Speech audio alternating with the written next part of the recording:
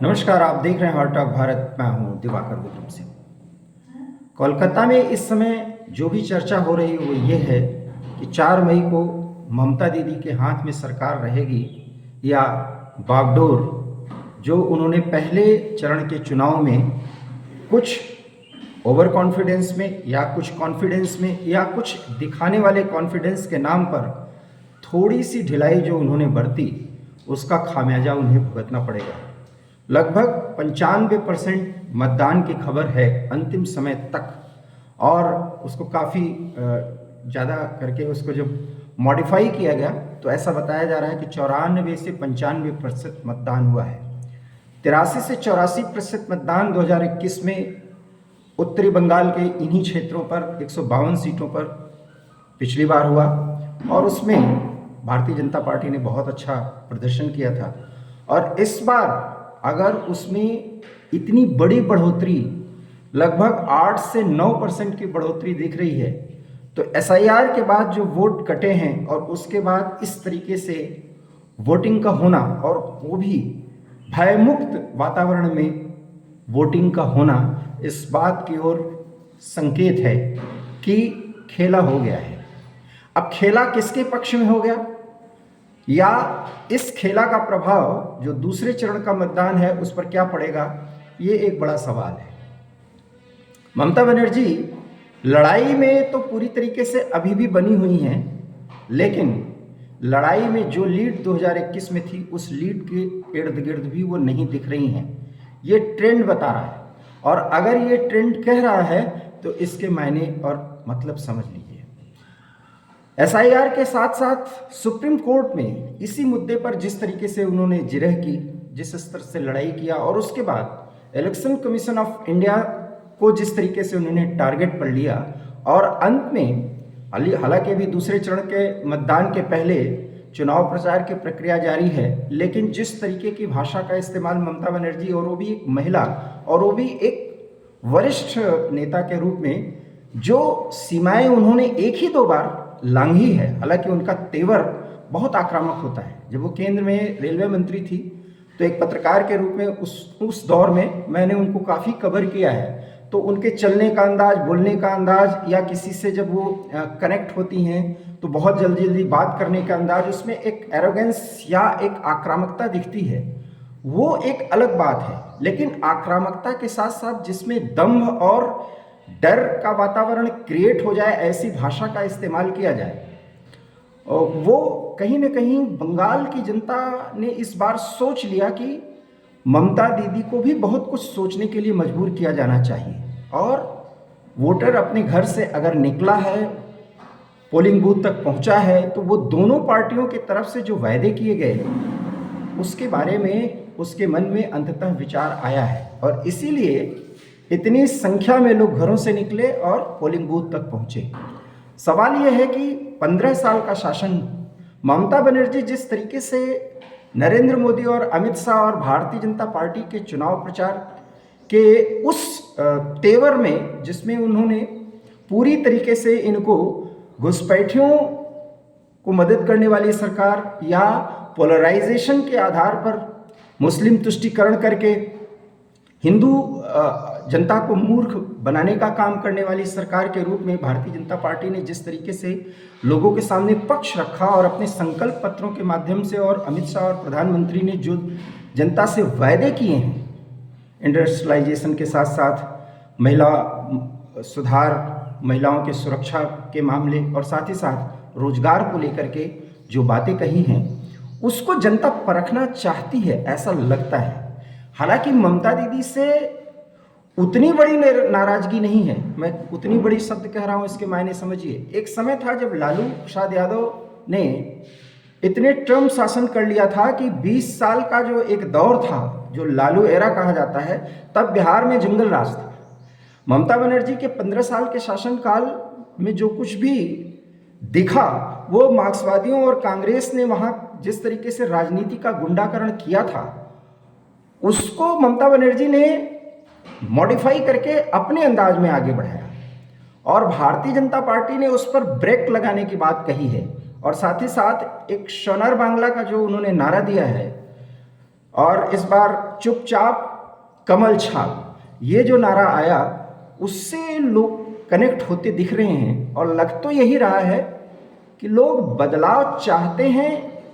इससे ज़्यादा ये है कि वो एक बार ये देखना चाहते हैं कि जो बातें कही जा रही हैं क्या ये ऐसा हो सकती हैं। सबसे बड़ी बात है कि उसी बिहार और उसी उत्तर प्रदेश के नेता जब जाते हैं और वो ये बोलते हैं कि वहाँ इन राज्यों में जो कभी बीमारू राज्य था, जो जंगल राज का दौर था, सब कुछ मनमानी चलता था, वो बदलाव के उस दौर से गुजर रहा है जहाँ वो विकसित राज्यों की श्रेणी में आने की तेजी से कवायद कर रहा है। ऐसे में बंगाल जो सभी राज्यों को कभी रास्ता दिखाता था वो इतना पीछे क्यों रह गया। 1970 और 80 के दशक का बंगाल आज भी बहुतायत में वही है। तो क्या एक पॉपुलिस्ट मेजर के साथ बढ़ने वाली सरकार ही चाहिए? ऐसे में वहाँ की गरीब जनता ने, मध्यम वर्ग और भद्रजन, इन सब में जो हिंदू मेजॉरिटी में है, मैं माइनॉरिटीज की बात ही नहीं कर रहा हूँ क्योंकि पोलराइजेशन का मामला तो लगभग सभी कह रहे हैं और दिख रहा है। और इस हमने हार्ट ऑफ भारत पर जिन लोगों से बातचीत की भी उन्होंने भी यही बताया है। तो हिंदू जनता ने सोचा कि एक बार बदलाव करके देखते हैं। ऐसा लगता है कि जो उनके मन में आया है वो रिफ्लेक्शन हो रहा है इस वोटिंग टर्नआउट से। और अगर ऐसा है, और उत्तरी बंगाल वैसे भी बीजेपी का 2021 में भी एक गढ़ के तरह सामने आया था और वो रिपीटिशन होता हुआ दिख रहा है। और साथ ही साथ उस रिपीटिशन में कुछ और बड़ा कमाल होने जा रहा है ऐसा दिखता है। लेकिन ममता बनर्जी भी बहुत अच्छी फाइट में है, बिल्कुल साफ नहीं है। इसलिए जो दूसरे दौर की वोटिंग होगी उसके पहले जो प्रचार का अब तरीका होगा उसमें अगर ऐसे ही एरोगेंस और कुछ गलत शब्दों का इस्तेमाल ममता बनर्जी ने किया तो फिर यकीन मानिए स्थितियां बहुत बुरी तरीके से पलट सकती हैं। टीएमसी के जीत के संदर्भ में मैं ये बात कर रहा हूँ। उस दौर और उस स्थिति में फिर एक बराबरी की बाजी बीजेपी के पक्ष में जाती हुई दिखाई देगी। लेकिन ममता बनर्जी के वोटर्स जो कमिटेड हैं उसमें इतनी बड़ी भी कमी नहीं आ गई है कि वो बीजेपी के स्तर पर आ जाए और बीजेपी उनके स्तर पर पहुंच जाए। मतलब 200 के पार बीजेपी को अगर कह दिया जाए और 75 और 77 के बीच में ममता बनर्जी को, ऐसी स्थिति नहीं है। ये लड़ाई अभी भी 100 के पार की है। देखना दिलचस्प होगा। लेकिन पहले दौर में बाजी तो बीजेपी ने बहुत दिलचस्प बना दिया है। और इसलिए मैं कह रहा हूं कि लोकतंत्र के लिए बहुत शुभ है कि अंतिम समय तक कोई ये कहने की स्थिति में न रहे कि ये बाजी इस पार्टी के पक्ष में बिल्कुल धुआंधार पलटती हुई दिखाई दे रही है। बाजी पलटी तो जरूर है लेकिन कितना मार्जिन है इसमें अभी जो भी कुछ कहा जा रहा है वो एक अपना एक अनुमान है। लेकिन वोटिंग टर्नआउट और वोटर्स का जो साइलेंट मोड था वो कुछ स्थानों पर जो मुखर होता हुआ दिखा है उसमें सिर्फ यही बात समझ में आती है कि लोग कहते पाए जा सकते हैं या उनकी जो मंशा है जो वो इनडायरेक्टली कहना चाहते हैं उसमें ये है कि एक बार बदलाव करना चाहिए और इस सरकार को इसलिए देखना चाहिए क्योंकि गारंटी मोदी दे रहे हैं, इसलिए ब्रांड मोदी ही है। अभी भी भारतीय जनता पार्टी का जो स्थानीय स्तर पर नेतृत्व है वो ममता के सामने 20 तो नहीं है। लेकिन अगर 19-20 की लड़ाई में मोदी ब्रांड और चुनाव आयोग की सख्ती और वोटर्स के मन से निकला डर वास्तव में 4 मई को रिजल्ट कुछ अप्रत्याशित होने का अब तो संकेत मिलने लगा है। जो लोग ये कह रहे हैं कि ये तो पहले से ही जाना जा रहा था कि बदलाव हो जाएगा, अभी भी वो स्थिति तो नहीं है क्योंकि जो ममता का गढ़ है अब वहाँ चुनाव होना है। और ऐसे में ये लड़ाई 20 से 25 सीट के अंतर की होने जा रही है। और अगर दक्षिण बंगाल में कुछ इसी तरीके से वोटिंग टर्नआउट होता है तो फिर अनुमान बदल भी सकता है। क्या होगी वो स्थिति और कुछ विशेषज्ञों से बंगाल से जुड़ करके मैं बात करने की कोशिश करूंगा। लेकिन पहले दौर के मतदान के बाद की स्थिति ये है, आगे कुछ और बड़ा होगा ऐसा लगता है।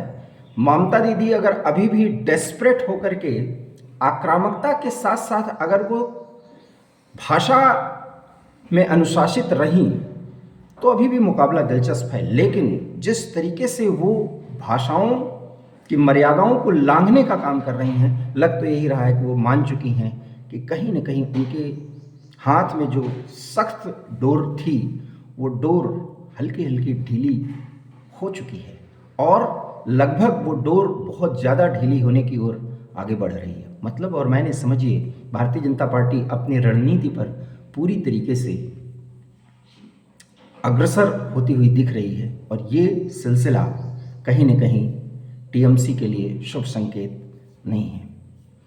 हम आगे भी आपको वीडियो देते रहेंगे। वीडियो कैसा लगा इस पर अपनी प्रतिक्रिया दीजिए। हमारे चैनल हॉट टॉक भारत को सब्सक्राइब कीजिए। बहुत बहुत धन्यवाद। नमस्कार।